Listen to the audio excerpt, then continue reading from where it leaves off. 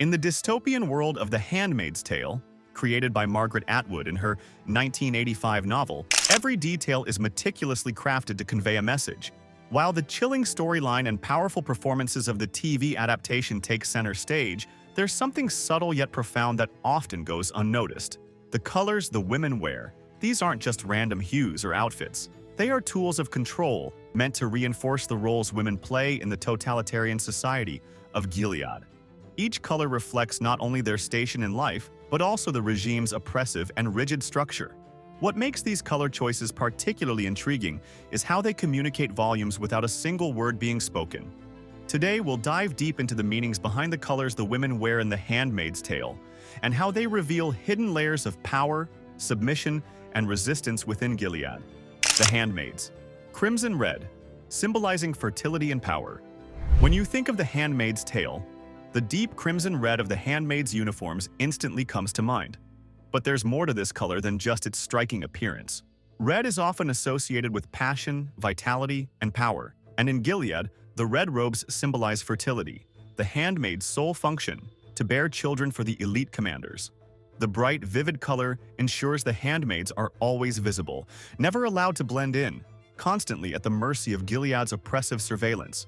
Red becomes more than just a color. It's a symbol of dominance, reducing these women to mere vessels for reproduction.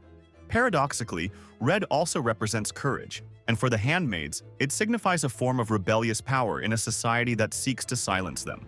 Interestingly, their red attire is paired with white bonnets and wings, which symbolize purity and innocence. The bonnets conceal their faces, preventing them from being seen as individuals. It's a brutal irony. The women whose bodies are exploited for reproduction are wrapped in a veil of supposed purity. The wives, teal, the illusion of power and control. While the handmaids are the clear victims of Gilead's hierarchy, the wives of the commanders are also trapped in the system.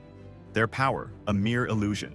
These women wear shades of teal, which at first glance might seem serene and beautiful, but when you look closer, teal reveals its darker side. It represents a subdued sense of powerlessness. Teal is often associated with calmness, but in Gilead, it reflects a deeper sadness and dissatisfaction. The wives are expected to quietly perform their duties as mothers and silently accept their husbands' orders. The irony is that although teal conveys serenity, it also symbolizes the profound emptiness that the wives feel beneath the surface. Take Serena Joy, the most prominent wife in the series, for example. Despite her marriage to a high-ranking commander, she has little autonomy. She is punished for stepping out of line, like when her husband decided to cut off her finger after she defies him. Her teal clothing is a constant reminder of the oppressive system she is a part of, even though she occupies a position that might seem powerful on paper. Teal also symbolizes her inner conflict, her longing for motherhood, desire to reclaim her identity, and deep resentment of her life. Throughout the series, teal serves as a visual marker of sorrow, showcasing the constraints placed on the wives by both the regime and their husbands. The Marthas. Dull grayish green. Hidden strength and subservience. The Marthas may not be the first group that comes to mind when you think of essential factions in The Handmaid's Tale, but their role in Gilead is crucial. These domestic servants are responsible for household tasks like cooking, cleaning, and raising children, and while their duties seem humble, they are vital to keeping the gears of Gilead running smoothly. Marthas wear dull grayish-green smocks, which at first glance seem plain and unremarkable. But this color choice speaks volumes. Green often symbolizes growth and nature, but in Gilead, it's muted, reflecting the Marthas' role as caregivers and nurturers. They are there to serve, and their clothing reinforces their diminished status. Yet beneath this washed-out exterior, green also symbolizes growth and potential change. The Marthas, though seemingly invisible in their drab outfits, are among the most important players in the resistance, helping characters like June escape from Gilead. Their gray-green cloaks might suggest insignificance, but they hide a quiet, powerful strength that aids in the rebellion. The Ants. Brown. Authority, control, and cruelty. The Ants hold a unique position in Gilead. Unlike the handmaids, wives, or Marthas, the Ants are responsible for overseeing and training the handmaids, ensuring they comply with Gilead's strict laws. They wear brown, a color that evokes thoughts of military uniforms and discipline. Brown has historical ties to authority, control, and order, and for the Ants, it represents their role as the enforcers of Gilead's rules. Their power is rooted in violence and control.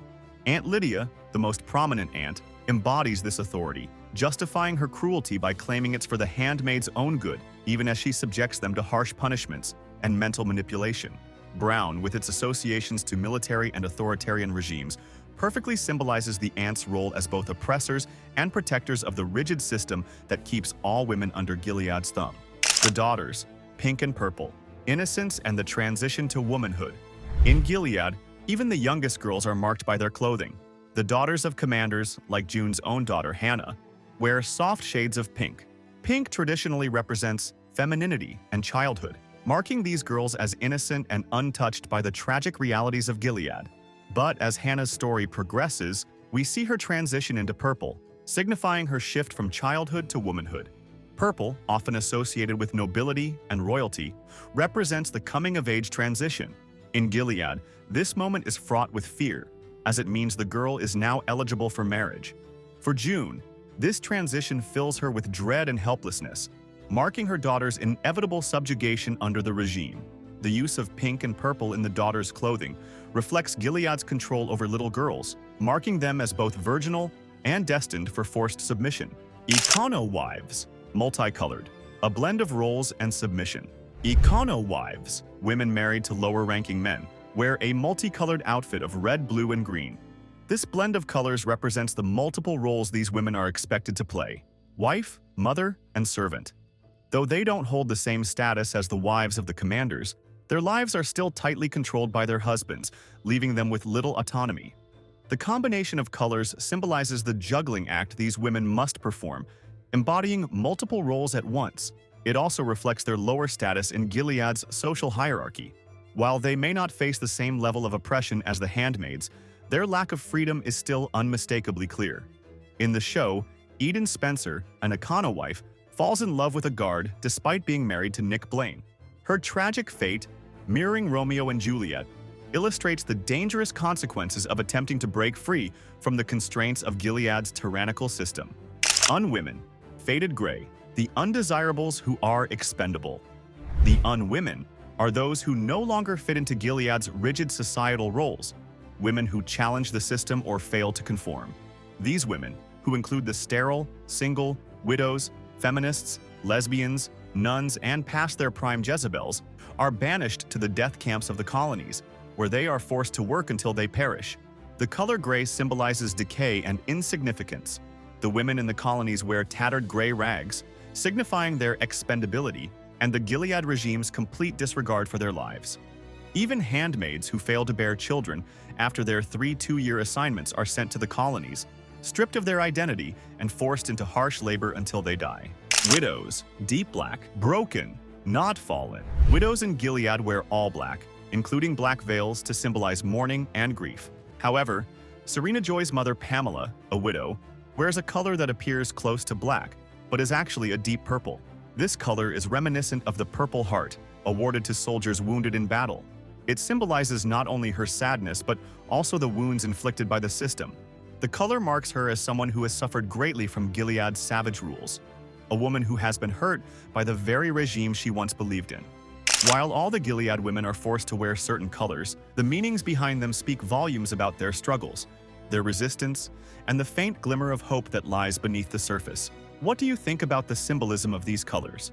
Drop your thoughts in the comments below, and don't forget to like and subscribe to First Curiosity for more insights on The Handmaid's Tale and other thought-provoking TV shows.